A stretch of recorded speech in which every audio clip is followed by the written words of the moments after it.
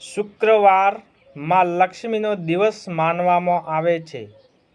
એવું પણ માનવામાં આવે છે કે જો તમે શુક્રવારના દિવસે અમુક કામ કરો છો તો તમારા ઘરમાં ક્યારેય પૈસાની ખોટ થતી નથી આવતી, સાથે જો તમારા પર કોઈ દેવું હોય તો પણ દૂર થઈ જાય છે।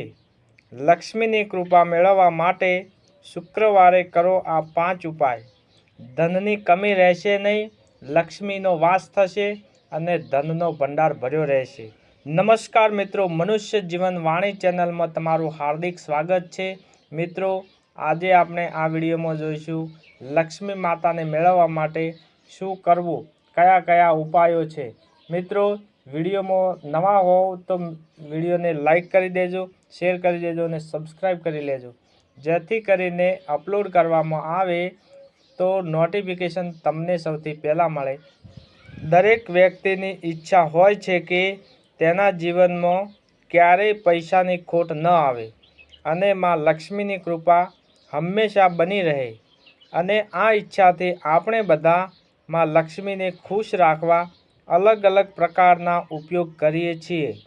ખાસ કરીને શુક્રવારે માં લક્ષ્મીથી સંબંધિત ઉપાયો કરવાથી તમને આર્થિક લાભ થાય છે અને જીવનમાં ક્યારેય પૈસાની ખોટ આવતી નથી।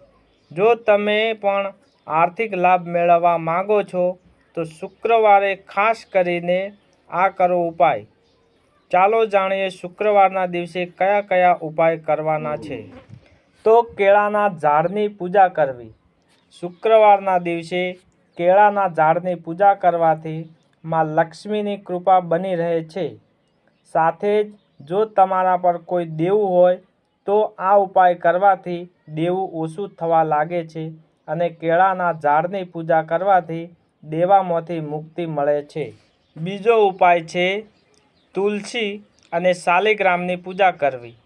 માં લક્ષ્મીની કૃપા મેળવવા માટે દર શુક્રવારે તુલસી અને શાલિગ્રામની પૂજા જરૂરથી કરવી જોઈએ। આ પૂજાથી માં લક્ષ્મી ખૂબ જ ખુશ થાય છે। જ્યાં પણ ભગવાન વિષ્ણુની પૂજા થાય છે ત્યાં માં લક્ષ્મી હોય છે। માં લક્ષ્મીની કૃપા મેળવવા માટે દર શુક્રવારે તુલસી પાસે દીવો જરૂરથી પ્રગટાવવો જોઈએ। આ ઉપાય કરવાથી માં લક્ષ્મી પ્રસન્ન થાય છે અને આપણા ઉપર રાજી રહે છે। પીળા રંગની વસ્તુ માં લક્ષ્મીને અર્પણ કરવી। માં લક્ષ્મીને પ્રસન્ન કરવા માટે તમારે શુક્રવારે દેવી લક્ષ્મીને પીળા રંગની વસ્તુઓ અર્પણ કરવી જોઈએ, જેથી માં લક્ષ્મીની કૃપા તમારા પર બની રહેશે। તમે પીળી સાડી, લાડુ, બંગડી અને હળદર માં લક્ષ્મીને અર્પણ કરી શકો છો। વૈજયંતી ફૂલ દેવી લક્ષ્મીને અર્પણ કરો। માં લક્ષ્મીને વૈજયંતી ફૂલ ખૂબ જ ગમે છે।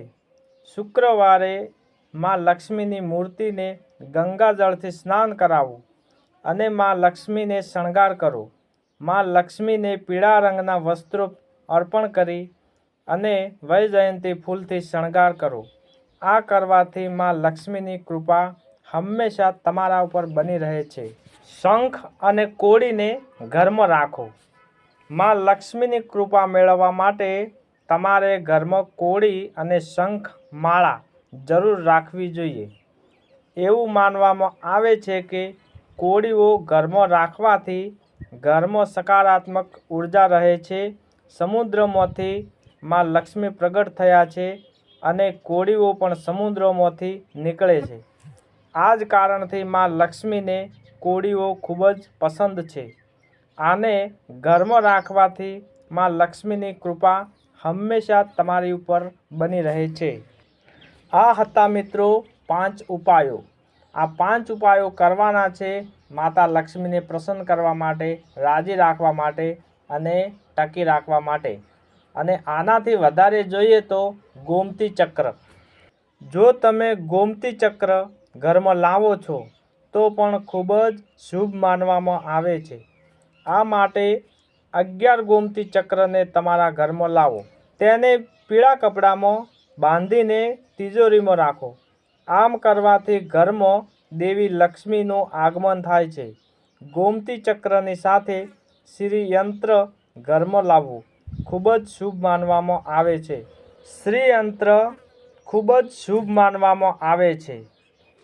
એ ઉપરાંત 33 અન્ય દેવી દેવતાઓના ચિત્રો પણ માનવામાં આવે છે.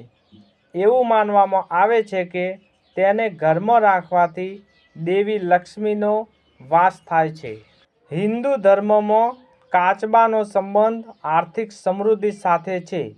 આવી સ્થિતિમાં જો તમે ઘરમાં ચાંદી અથવા સોના જેવી ધાતુની બનેલો કાચબો, તેનાથી આર્થિક લાભ મળી શકે છે. નમસ્કાર મિત્રો, વિડીયો કેવો લાગ્યો? જો વિડીયો સારો લાગ્યો હોય તો શેર કરી દેજો અને લાઈક કરી દેજો, અને ચેનલમાં નવા હો તો સબસ્ક્રાઈબ કરી લેજો. મળીશું આવા નવા વિડીયો સાથે. જય ગુરુદેવ.